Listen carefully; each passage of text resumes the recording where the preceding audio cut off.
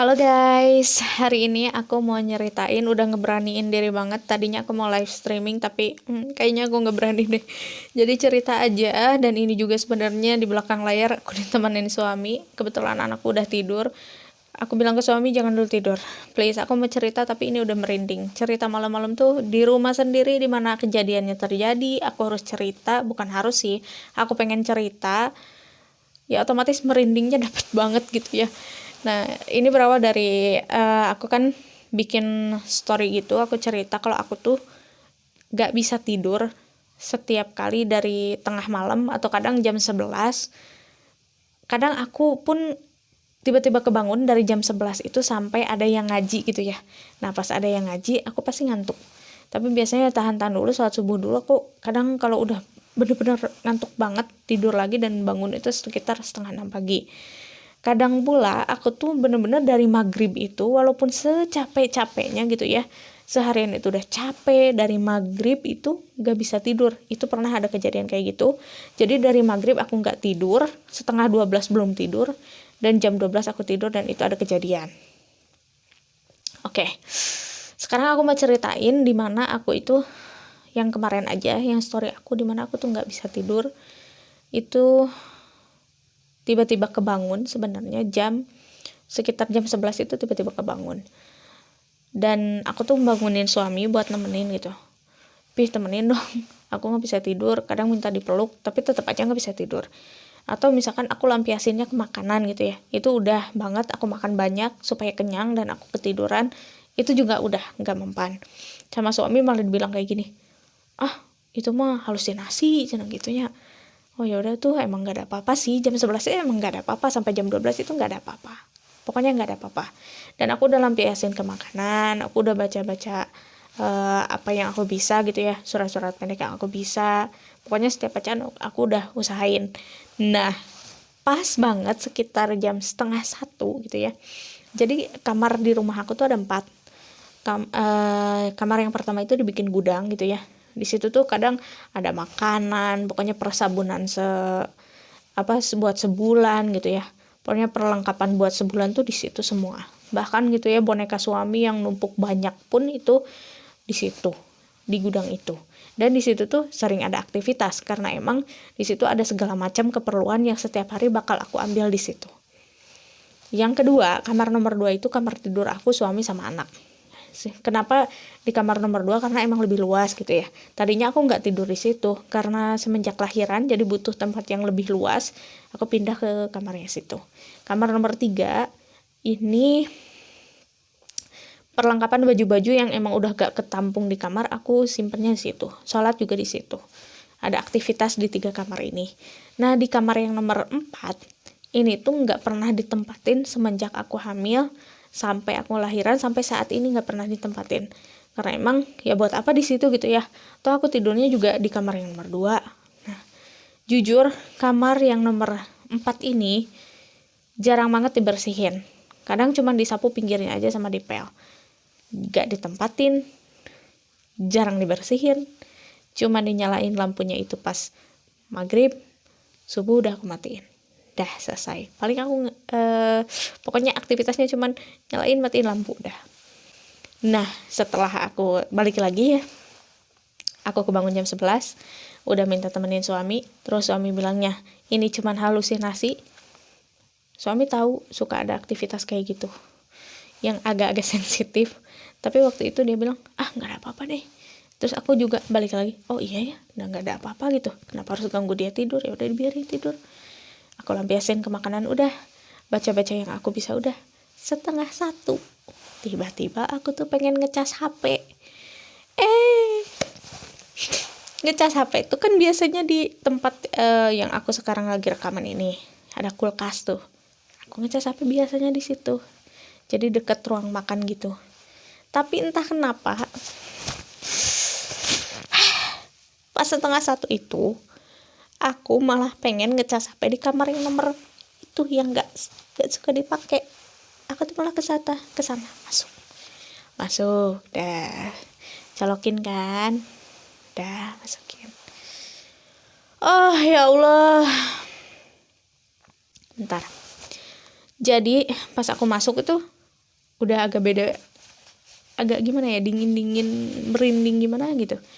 Nah jadi pas aku kayak misalkan sini ini pintu masuk ya, nah aku mau masuk sini, ini di sini tuh kayak kasur gitu, ini pintu masuk, ini tembok kan. Nah di sini tuh ada casan buat ngecas HP dan buat nyalain saklar, buat nyalain sama matiin lampu.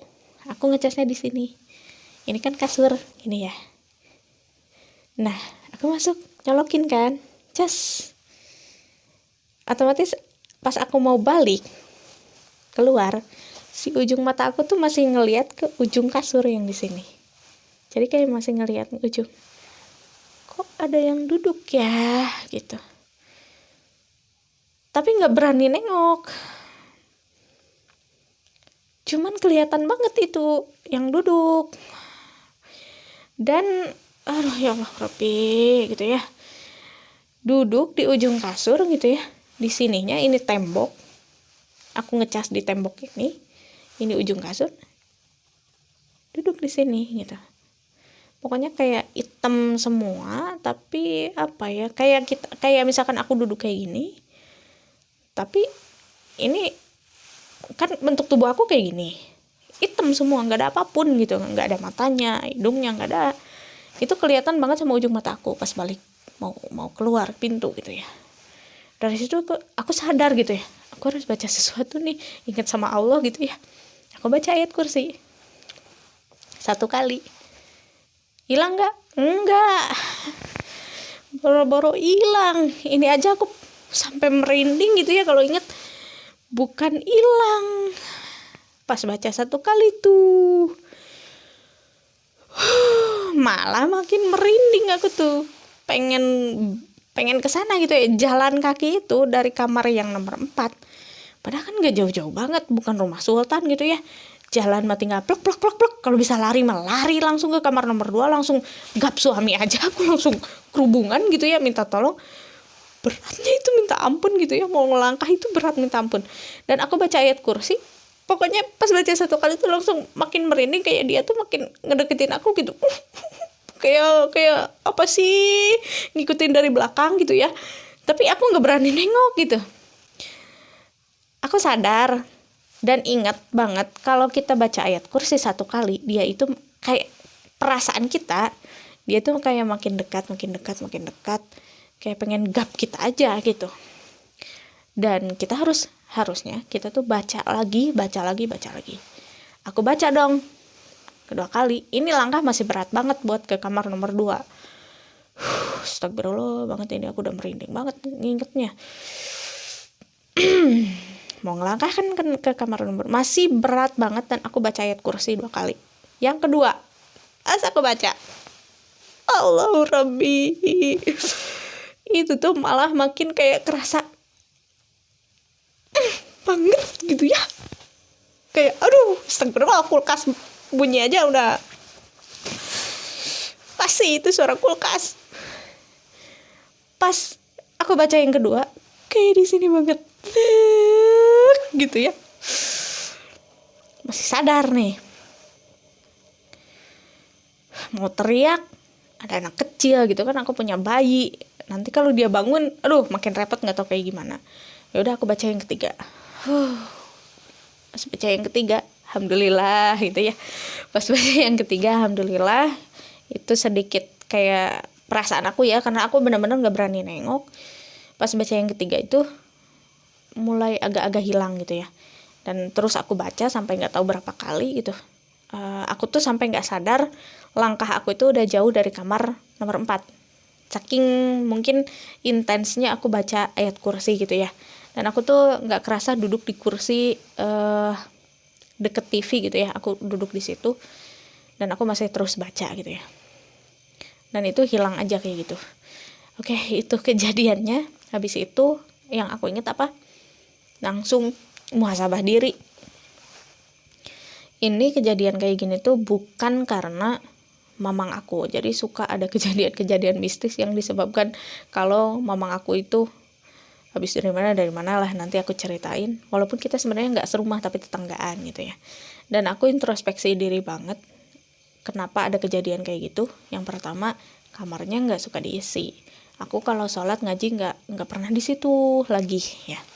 Terus jarang dibersihin, dan posisi malam itu biasanya aku tuh kalau nggak aku gitu ya, keseringan suami gitu, kalau anak itu udah tidur pasti beres-beres mainan anak tuh diberesin, karena jujur rumah tuh kalau punya anak kecil nggak akan pernah yang namanya rapi beres gitu ya, tapi sebelum tidur itu biasanya dibersihin dulu, dirapihin dulu kayak gitu sih. Mungkin itu akibatnya karena aku nggak beres-beres pada malam itu. Dan sebenarnya banyak banget kejadian-kejadian, tapi ini di luar dari mungkin dari muhasabah aku ya, yang aku merasa karena aku pada hari itu emang nggak bersih-bersih, pokoknya makanan bekas anak lah, terus mainan anak lah, segala macem pokoknya itu udah berantakan banget.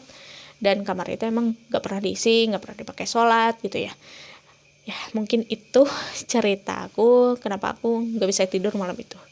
Dan sebenarnya masih banyak cerita-cerita lain yang kadang suka kita anggap biasa. Cuman yang itu yang hitam itu yang duduk benar-benar itu bikin aku merinding banget ya, merinding. Dan ini pun sangat-sangat merinding, masih agak takut sih sebenarnya, nggak bisa dipungkiri. Walaupun oke, aku percaya sama Allah gitu ya, tapi iman aku ternyata nggak sekuat itu gitu. Kadang aku juga ngerasa takut banget gitu. Dan sampai cerita ke suami itu pokoknya pas besoknya udah siangan gitu, aku nggak berani langsung cerita, cuman meluk dia aja. Pastinya dia udah nyadar kalau pas meluk dia terus minta ditemenin juga kan, dia pasti udah sadar. Dan besoknya aku cerita kayak gitu. Oke guys, itu cerita aku, pengalaman horor aku gitu ya, salah satunya sebenarnya itu. Dan masih banyak lagi cerita-cerita horor lainnya